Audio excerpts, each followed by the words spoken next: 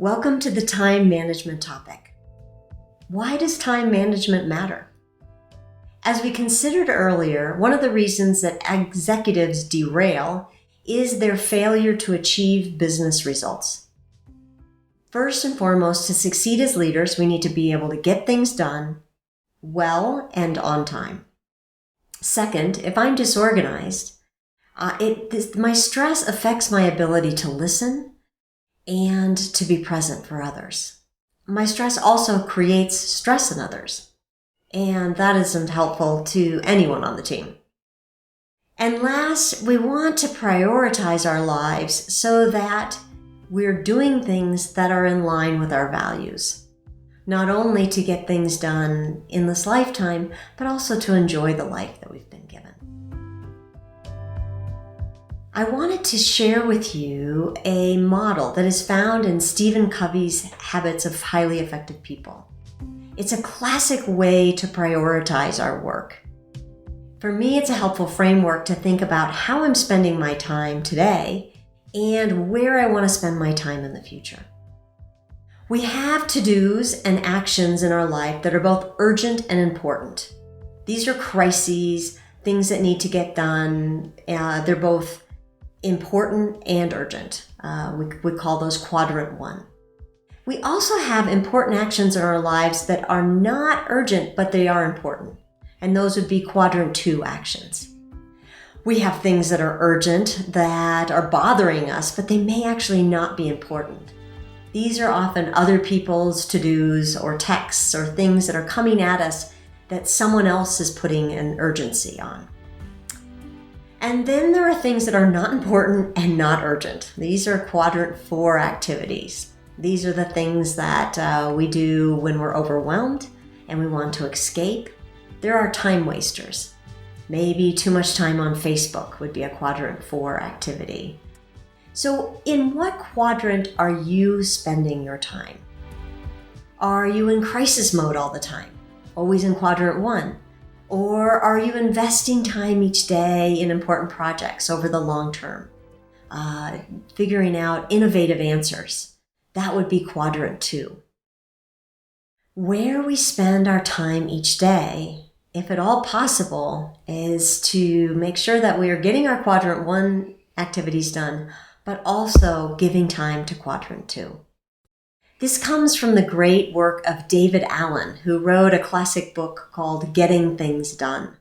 And he brings a Buddhist and Taoist approach to his work as a professional organizer for corporate executives.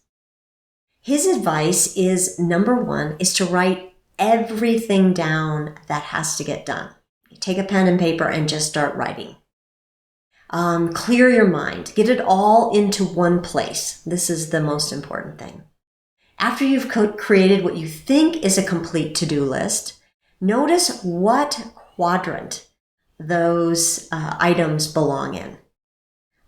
If it's something that's not important, this is where delegation skills and, as I was saying no comes in.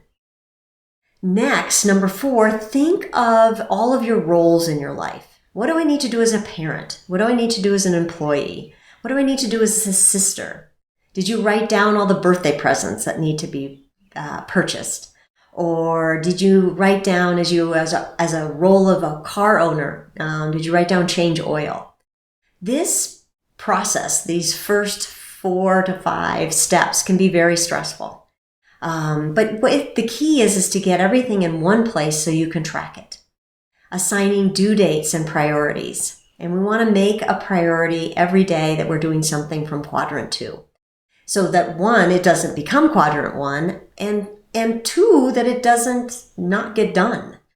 We want to live in a way that we're in response instead of reaction, and making sure that we're accomplishing our life's dreams. You'll notice that the 8th step is something that David Allen recommends, and I do too, is that you look at your to-do list every day and figure out what are your most important tasks, setting aside time the next day for them, and then set aside time each week, say Sunday afternoon, to review your entire to-do list and update it for the coming week so that you're living in line with your priorities. An up-to-date to-do list and also an up-to-date calendar are your two best friends for time management.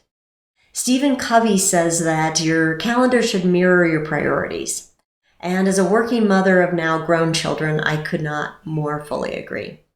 We want to block out sacred time for our families on our calendars, for our projects, and as well for ourselves. Going to a child's sports event, for example, is blocked out on your calendar, and you can think of it as a meeting. If someone asked you if you can attend something, you may say, I'm busy.